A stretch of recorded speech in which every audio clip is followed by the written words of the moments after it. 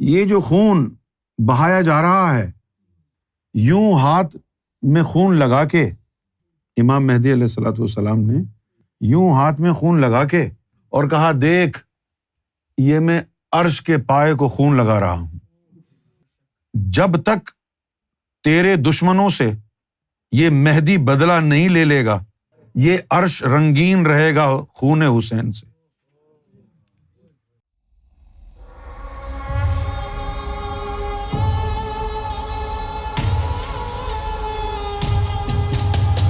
آج ندیم بھائی کے پاس ہمارے جو اہل تشیع بھائی ہیں ان میں سے کسی ایک کا فون آیا تھا اور وہ کہہ رہے تھے کہ بھئی باتیں تو صحیح کرتے ہیں آپ لوگ اور تعلیم بھی جو ہے بڑی زبردست ہے، لیکن یہ بات سمجھ میں نہیں آتی کہ آپ لوگ سرکار گوہر شاہی کو امام مہدی کیوں کہتے ہیں۔ اور پھر وہ کہنے لگے کہ اہل تشیع حضرات میں ایک عالم ہوتا ہے جس کا ٹائٹل ہوتا ہے آیت اللہ، تو وہ ہزاروں لاکھوں عالموں میں سے کوئی ایک ہوتا ہے، تو وہ کہتے ہیں کہ وہ زیادہ تر عراق میں رہتے ہیں اور وہ بہت زیادہ روحانی لوگ ہوتے ہیں، تو ان کا یہ کہنا ہے کہ انہوں نے تو نہیں کہا، انہوں نے نہیں کہا ہوگا یقیناً، لیکن ائمہ اکرام کی جو تعلیمات ہیں، ائمہ اکرام نے، امام جعفر صادق علیہ الصلوۃ والسلام نے، مولا علی نے جو بیانات فرمائے ہیں امام مہدی کے حوالے سے، آپ ان کو بھی تو ذرا توجہ سے پڑھیں۔ جب امام جعفر صادق نے فرمایا ہے کہ قائم کا مہدی کا چہرہ چاند پر طلوع ہوگا، تو انہوں نے فرمایا تو ماننا تو پڑے گا نا۔ تو میں اپنے جتنے بھی اہل تشیع ہمارے بھائی ہیں میں ان کی بڑی عزت کرتا ہوں، اور یہ جو اہل بیت سے محبت کرتے ہیں تو ان کے اس عمل سے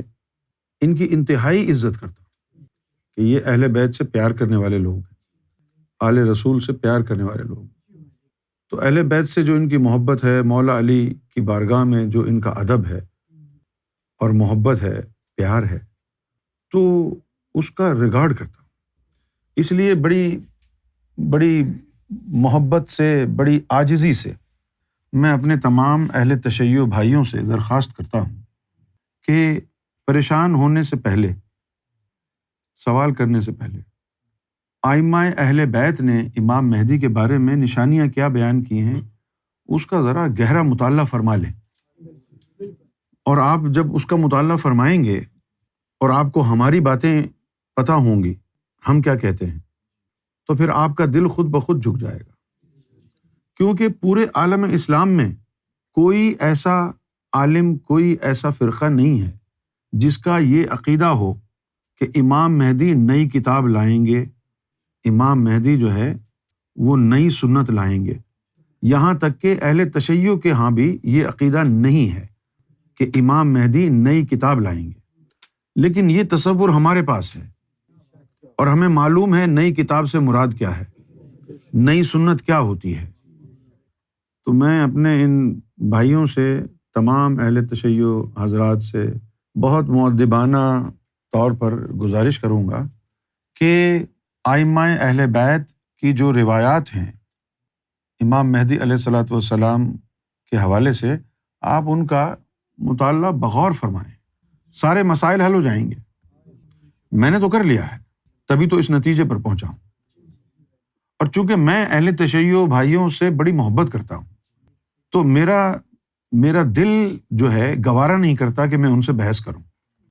میں ان سے بڑا پیار کرتا ہوں نا، کیونکہ وہ لوگ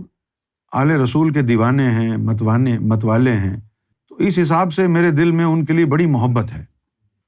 اور اس محبت کی وجہ سے میں ایسا نہیں کرتا کہ میں ان سے بحث کروں۔ لہٰذا میں مؤدبانہ گزارش کر رہا ہوں کہ آپ لوگ اس سے پہلے کہ کوئی بھی لفظ سرکار کی بارگاہ میں بغیر ناپے اور تولے بولیں، آپ ائمہ اہل بیت کی کتب سے استفادہ حاصل کریں، پڑھیں ان کو امام مہدی علیہ الصلوۃ والسلام کے حوالے سے، تو پھر آپ کو اچانک خود بخود سمجھ میں آنا شروع ہو جائے گا، آپ کے 99% سوالات خود ہی ختم ہو جائیں گے۔ تو آپ کے دل کی تسلی کے لیے کہہ دیتا ہوں کہ جو کاذب ہوتے ہیں اللہ کی ان پر لعنت ہوتی ہے،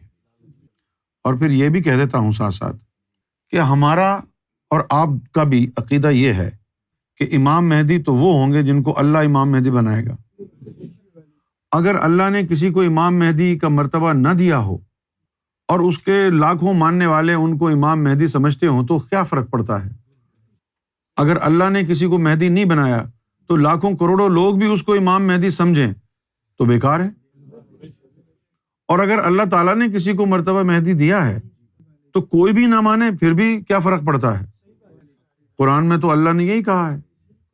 اللہ تعالیٰ نے قرآن شریف میں حضور صلی اللہ علیہ وسلم کو کہا ہے کہ لوگ اگر آپ کو مانتے ہیں تو اچھی بات ہے، اور اگر نہیں مانتے ہیں تو آپ کا رب آپ کے لیے کافی ہے۔ آپ کا رب جو ہے وہ آپ پر شاہد ہے اور آپ کے لیے کافی ہے۔ اور پھر ہم جو گوہر شاہی کے ماننے والے ہیں، ہم کچھ وکھری ٹائپ کے لوگ ہیں۔ ہم کو سرکار گوہر شاہی نے کسی مرتبے، کسی مقام کی کہانی نہیں سمجھائی۔ ہم کو سرکار گوہر شاہی نے اپنی ذاتی دلچسپی سے اپنے سینے سے لگایا، اپنے قدموں سے لگایا ہے۔ تو ہمارے دلوں میں اس بات کے لیے کوئی جگہ ہی نہیں ہے کہ ہم کبھی سرکار گوہر شاہی کے مرتبے کے بارے میں سوچیں کہ وہ کون ہے۔ ہمیں مرتبے سے لینا دینا ہی نہیں کچھ۔ ہمارا تو حضور سے جو تعلق قائم کیا گیا سرکار گوہر شاہی کی بارگاہ سے، وہ شخصی اور ذاتی بنیاد پر کیا گیا کہ یہ ہے ذات مصطفیٰ۔ ہمیں قطعی اس بات کی جو ہے کوئی پرواہ نہیں تھی، نہ ہمارے دل میں اس کا کوئی شوق تھا کہ ہم اپنے مرشد کی محبت میں، ان کی محبت میں جذباتی ہو کر حقیقت سے تجاوز کر جائیں اور اپنی محبت میں اپنے مرشد کو امام مہدی قرار دے دیں۔ یہ ہمارے ہاں ایسا نہیں ہوتا ہے، کیونکہ ہمیں مرتبے کی تعلیم نہیں دی گئی، ہمیں ذات کی تعلیم ملی ہے۔ اور جب ذات کی تعلیم ملتی ہے تو پھر وہ مرتبہ نہیں دیکھتی۔ یہی وجہ ہے کہ ہم مرتبہ نہیں دیکھتے، ہم دین اسلام کو بھی نہیں دیکھتے۔ جب ہم حق کی بات آتی ہے تو علی کی بات کرتے ہیں۔ جو علی کے خلاف ہے ہماری نظر میں وہ جہنمی ہے، بھلے اس کا نام امیر معاویہ ہو، یزید ہو یا کوئی اور ہو۔ ہمارا تو جس سے بھی تعلق سرکار گوہر شاہی کی تعلیم اور سرکار گوہر شاہی کی تربیت کی روشنی میں جس سے بھی تعلق بنا ہے وہ اس کی ذات سے تعلق بنا ہے۔ ہمارا تعلق مولا علی سے اس لیے نہیں ہے کہ وہ پہلے یا آخری خلیفہ ہیں، ہمارا تعلق ذات مولا علی سے ہے۔ ہماری نظر میں علی علی ہے، اللہ کو دیکھو یا علی کو دیکھو ہماری نظر میں برابر ہے۔ ہم حسن و حسین کو سراپا نور مجسم سمجھتے ہیں، مانتے ہیں۔ رہ گئی بات شہادت کی،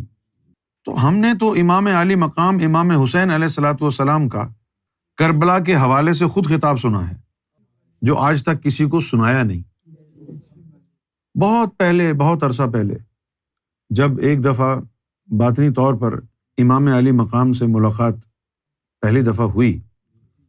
تو میں نے ان کے قدموں کو بوسہ دیا اور ان کے نالین کو اٹھا کر اپنی آنکھوں پر پھیرا، سر پر رکھا، اور بڑی انہوں نے شفقت فرمائی۔ تو میں نے ان کی بارگاہ میں یہ سوال کیا کہ یہ بتائیں، یہ فرمائیں کہ جب آپ شہید ہونے والے تھے تو ایک لمحے کے لیے آپ نے آسمان کی طرف دیکھا اور آنکھیں بند کر لی تھیں،